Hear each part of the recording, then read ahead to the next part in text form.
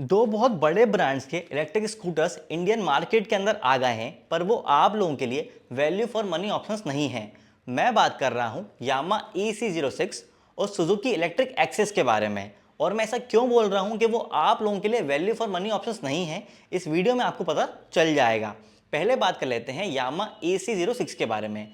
जैसे कि हम सबको पता है कि रिवर इंडी के प्लेटफॉर्म पर ही बना हुआ है और रिवर की फैक्ट्री में ही बन रहा है जो होसकोटे के अंदर है, पर उसके बावजूद भी ये इलेक्ट्रिक स्कूटर रिवर इंडी के मुकाबले थोड़ा महंगा है। यामा EC06 का एक्स-शोरूम प्राइस जो है वो 1,67,600 रुपये है, जो कि रिवर इंडी के मुकाबले 22,000 रुपये महंगा है। अब आप लोगों को ऐसा लग रहा होगा कि भाई अगर ये 22,000 रुपये महंगा है तो इसमें आपको चीज़ें थोड़ी ज़्यादा मिल रही होंगी, लेकिन यहाँ पे आप लोगों को डिसअपॉइंटमेंट होगा क्योंकि चीज़ें इसमें ज़्यादा नहीं बल्कि कम मिल रही हैं। अगर आप डिज़ाइन वाइज भी देखेंगे तो डिज़ाइन के अंदर भी काफ़ी चेंजेस हैं। आपको यहाँ पे दोनों स्कूटर के डिज़ाइन जो है वो सामने दिख रहे होंगे। यामा EC06 का जो डिज़ाइन है वो थोड़ा शार्पी स्पोर्टी टाइप डिज़ाइन जो है वो यामा ने इसमें दिया हुआ है, जबकि रिवर इंडी का जो डिज़ाइन है वो बॉक्सी बल्कि स्कूटर वाला डिज़ाइन है। अब अगर हम बैटरी की बात करें तो इस इलेक्ट्रिक स्कूटर के अंदर 4 किलोवाट का बैटरी पैक है। इसकी IDC रेंज 169 किलोमीटर की है। 0 से 80% घर पे चार्ज करने में पोर्टेबल चार्जिंग टाइम जो है वो 8 घंटे का है और इस इलेक्ट्रिक स्कूटर के साथ 480 वाट का चार्जर आएगा। देखो इसमें वो बिल्कुल सेम बैटरी आ रही है जो रिवर इंडी के अंदर आती है 4 किलोवाट की, लेकिन इसकी IDC रेंज जो है वो रिवर इंडी के मुकाबले 6 किलोमीटर ज़्यादा है।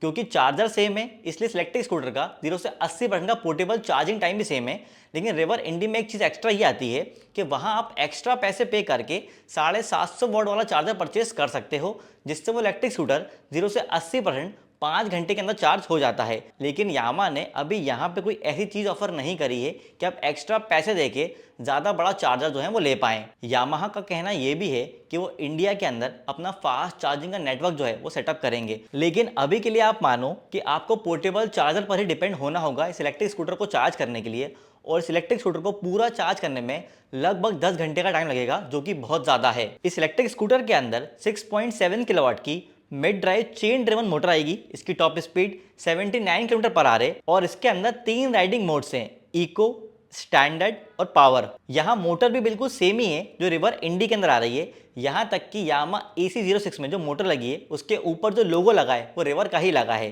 पर क्योंकि मोटर को थोड़ा सा अंडर पावर किया गया है इसी वजह से इसके अंदर जो रेंज है IDC रेंज वो 6 किलोमीटर जो है वो बढ़ चुकी है और इसकी टॉप स्पीड जो है वो 11 किलोमीटर पर आवर से कम हो गई है। अगर मैं एक्चुअल रेंज की बात करूं तो भाई देखो रिवर इंडी के अंदर इको मोड पे एक्चुअल रेंज 110 किलोमीटर के आसपास आती है, तो इसके अंदर भी आप यही मान के चलो कि यामा EC06 भी एक्चुअल में आपको 110 किलोमीटर के आसपास ही रेंज देगा। अगर हम बूट स्पेस की बात करें तो यामा EC06 के अंदर 24.5 लीटर का बूट स्पेस आता है। भाई यामा ने यहाँ पे तो बहुत सारी चीज़ें जो हैं वो चेंज कर दी हैं। अंग्रेजी के अंदर एक कहावत है कि do not fix something that is not broken. भाई रिवर इंडी के अंदर ऑलरेडी 44 लीटर का बूट स्पेस आता है और उसमें आगे 12 लीटर का ग्लव बॉक्स भी आता है, जबकि यामा ने आगे वाला जो ग्लव बॉक्स है उसको हटा दिया है और बूट स्पेस को 44 लीटर से घटा के 24.5 लीटर का कर दिया है। भाई यहाँ पे तो बहुत सारे यूजर्स को डिसअपॉइंटमेंट होगा क्योंकि भाई स्कूटर के अंदर बड़ा बूट स्पेस एक ज़्यादा अच्छी चीज़ होती है, पर यहाँ तो यामा ने इसे इम्प्रूव करने या फिर बराबर रखने की जगह इसे पीछे धकेल दिया है बूट स्पेस के मामले में। एक और चीज़ जिसे सुन के आप लोगों को थोड़ी और ज़्यादा डिसअपॉइंटमेंट होगी वो है ग्राउंड क्लियरेंस। यामा EC06 के अंदर 145 mm का ग्राउंड क्लियरेंस जो है वो दिया हुआ है, जबकि रिवर इंडी के अंदर जो ग्राउंड क्लियरेंस है वो 168 mm का है। और इसी वजह से यामा जो इंडियन मार्केट के अंदर अच्छे इलेक्ट्रिक स्कूटर्स आते हैं उसमें सबसे कम ग्राउंड क्लियरेंस ऑफर करने वाला इलेक्ट्रिक स्कूटर जो है वो बन गया है। आप लोगों को अगर आसान भाषा में बताऊं तो अगर हम इंडिया में सारे अच्छे इलेक्ट्रिक स्कूटर्स को चलाएं तो उनमें स्पीड ब्रेकर पे सबसे पहले यामा EC06 लगेगा, जो कि अच्छी बात नहीं है क्योंकि भाई इंडिया के अंदर तो स्पीड ब्रेकर भी बहुत होते हैं और गड्ढे भी बहुत होते हैं। इसके अलावा एक और पॉइंट अगर हम डिजाइन के अंदर ऐड करें तो रिवर इंडी के अंदर क्रैश गार्ड जो है वो इनबिल्ट लगे आते हैं और साथ में ही आगे से ओपन होने वाले फुटरेस्ट भी आते हैं, जो रिवर इंडी में सबसे यूनिक चीज होती है। यामा ने डिजाइन को एस्थेटिक बनाने के लिए इन चीजों को भी हटा लिया है। अब चलते हैं डिस्प्ले की तरफ। इस इलेक्ट्रिक स्कूटर के अंदर वही सेम डिस्प्ले आ रहा है जो रिवर इंडी के अंदर आता है। यामा ने डिस्प्ले का साइज जो है वो कहीं मेंशन नहीं किया है, लेकिन क्योंकि रिवर इंडी के अंदर 6 इंच का डिस्प्ले है तो आप ये मान लो कि इसके अंदर भी 6 इंच का डिस्प्ले ही आएगा।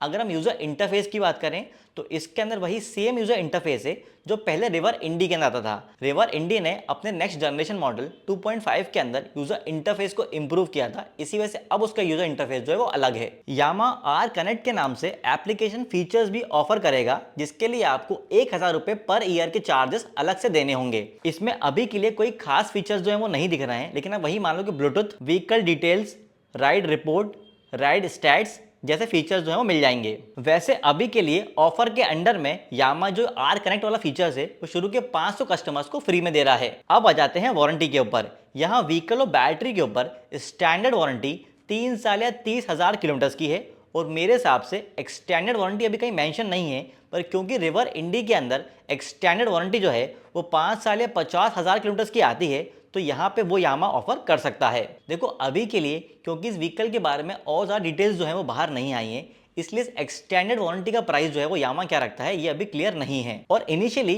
ये व्हीकल सिर्फ एक कलर में अवेलेबल होगा और सिर्फ 4 सिटीज़ में मिलेगा, बेंगलोर, मुंबई, चेन्नई और पुणे। तो भाई मेरे हिसाब से इन्हीं सारे कारणों की वजह से ये व्हीकल जो है वो एक वैल्यू फॉर मनी ऑप्शंस नहीं है यूजर्स के लिए, क्योंकि मेरा ऐसा मानना है कि व्हीकल थोड़ा नहीं बहुत ज़्यादा ओवर प्राइस है। क्योंकि आप देखो जब ऑलरेडी मार्केट के अंदर एक एग्जिस्टिंग अच्छा प्रोडक्ट अवेलेबल है रिवर इंडी जो इससे कम कीमत के अंदर आ रहा है और वही सेम प्लेटफॉर्म में, तो भाई बंदा जो है वो 22,000 रुपये एक्स्ट्रा खर्च क्यों करेगा कम चीज़ों के लिए। भाई यहाँ पे मैं मानता हूँ कि यामा अपने गुडविल के लिए ज़्यादा पैसे चार्ज करेगा, क्योंकि भाई यामा एक बड़ा ब्रांड है रिवर इंडी के मुकाबले तो, लेकिन भाई कंज्यूमर पॉइंट ऑफ व्यू से इस बात का कोई तुक नहीं बनता कि एक बंदा ज़्यादा पैसे पे करे कम चीज़ों के लिए। बाकी मेरा मानना यह है कि इस गाड़ी का जो एक्स शोरूम प्राइस है वो 1,25,000 रुपये के आसपास होना चाहिए था। अब बात कर लेते हैं सुजुकी के पहले इलेक्ट्रिक स्कूटर इलेक्ट्रिक एक्सिस के बारे में।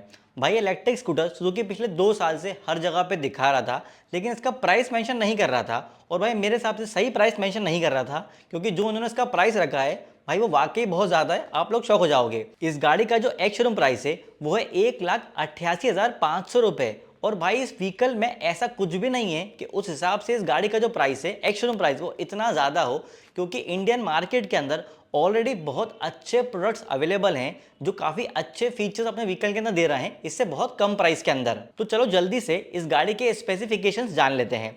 इस गाड़ी के अंदर 3.07 किलोवाट का LFP बैटरी पैक है, इसकी IDC रेंज 95 किलोमीटर की है, और इस गाड़ी को 0 से 80% पोर्टेबल चार्जर चार्ज करने में 4.5 घंटे का समय लगेगा। अगर हम मोटर की बात करें तो इस गाड़ी के अंदर 4.1 किलोवाट की मोटर है और इसकी टॉप स्पीड बस 71 किलोमीटर पर आवर है। यहाँ पे आपको समझ आ गया होगा कि ये व्हीकल अपने प्राइस को बिल्कुल जस्टिफाई नहीं कर रहा है, क्योंकि इसमें ना तो बहुत ज़्यादा रेंज मिल रही है ना ही बहुत ज़्यादा अच्छी परफॉर्मेंस मिल रही है। बाकी यार देखो सुजुकी का इलेक्ट्रिक एक्सेस जो है वो फास्ट चार्जिंग को सपोर्ट करेगा, और भाई सुजुकी ये बोल रहा है कि इस इलेक्ट्रिक स्कूटर को आप फास्ट चार्जर चार्ज करोगे तो 0 से 80% मात्र 1.25 घंटे के अंदर चार्ज हो जाएगा, लेकिन इसके लिए आपको सिर्फ सुजुकी के जो डेडिकेटेड फास्ट चार्जर्स हैं उन पे से चार्ज करना होगा, जो भी पैन इंडिया में सिर्फ 240 शोरूम्स पे अवेलेबल हैं। इसका मतलब ये है कि अगर आप अभी इलेक्ट्रिक स्कूटर परचेज करते हो तो आपको इसे चार्ज करने के लिए पोर्टेबल चार्जिंग टाइम पर ही डिपेंड होना होगा, अगर आपकी सिटी के अंदर वो फास्ट चार्जर अवेलेबल नहीं है तो।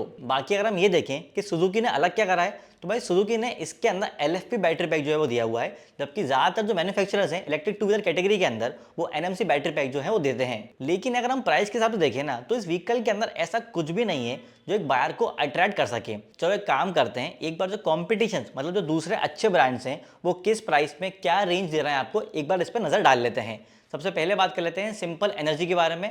भाई सिंपल 1 Gen 2 5 किलोवाट इस गाड़ी का एक्स शोरूम प्राइस है 1,78,000 रुपये, और इस गाड़ी की IDC रेंज है 265 किलोमीटर की। एक्चुअल में आपको 180 से 190 किलोमीटर की एक्चुअल रेंज दे देगी। अब आ जाते हैं एथर 450 सीरीज के ऊपर, तो भैया टॉप मॉडल है एथर 450 एपेक्स। इस गाड़ी का एक्स शोरूम प्राइस है 1,90,000 रुपये, इसकी IDC रेंज है 157 किलोमीटर। एक्चुअल में आपको 125 किलोमीटर के आसपास की एक्चुअल रेंज दे देगा। इसके बाद आते हैं बजाज चेतक के टॉप मॉडल पे 3501 चेतक। इस गाड़ी का एक्स शोरूम प्राइस है 1,23,000 रुपये, इसकी IDC रेंज है 153 किलोमीटर। एक्चुअल में ये आपको 120 किलोमीटर के आसपास की रेंज दे देगा। अब रिस्टा की बात कर लेते हैं। भैया रिस्टा का टॉप मॉडल आता है रिस्टा Z 3.7 किलोवाट 1,53,000 का, इसकी IDC रेंज है 159 किलोमीटर। ये भी आपको 120 से 125 किलोमीटर की एक्चुअल रेंज दे देगा। यहाँ तक कि iQube का भी top model iQube ST 5.3 kilowatt, जिसमें आपको 212 किलोमीटर की IDC रेंज मिल रही है, उसका प्राइस भी 1,61,000 रुपए है, वो भी आपको 160 से 165 किलोमीटर की एक्चुअल रेंज दे देगा। तो भाई बाकी सारे ब्रांड्स के प्राइस और रेंज जानने के बाद ये चीज तो क्लियर है कि भाई सुजुकी ऐसा कुछ भी ऑफ बीट चीज नहीं दे रहा है जिस गाड़ी का प्राइस जो है वो इतना ज्यादा होना चाहिए था। और यही सारी वजह है कि मुझे ऐसा लगता है कि इस इलेक्ट्रिक स्कूटर का जो एक्चुअल एक्स-शोरूम प्राइस है वो 1,00,000 या फिर 1,10,000 के आसपास होना चाहिए बस। क्योंकि भाई सुजुकी आपसे प्राइस तो प्रीमियम स्कूटर के लेवल का ले रहा है, लेकिन आपको रेंज और बाकी फीचर जो हैं वो एंट्री लेवल स्कूटर के बराबर दे रहा है। अब दिक्कत ये है कि भाई जिस प्राइस पे सुजुकी ने इसको लॉन्च किया है वो ऑलरेडी बहुत ज़्यादा है। मतलब फ्यूचर में आपको इसका प्राइस ड्रॉप देखने को मिल सकता है इसके अंदर, लेकिन भाई कितना ही प्राइस ड्रॉप होगा, क्योंकि अभी इसका एक्चुअल प्राइस जो है वो ऑलरेडी बहुत ज़्यादा है। तो भाई इलेक्ट्रिक स्कूटर के ठंडे रिस्पॉन्स को देखते हुए, क्योंकि इस इलेक्ट्रिक स्कूटर का प्राइस जो है वो बहुत ज़्यादा है,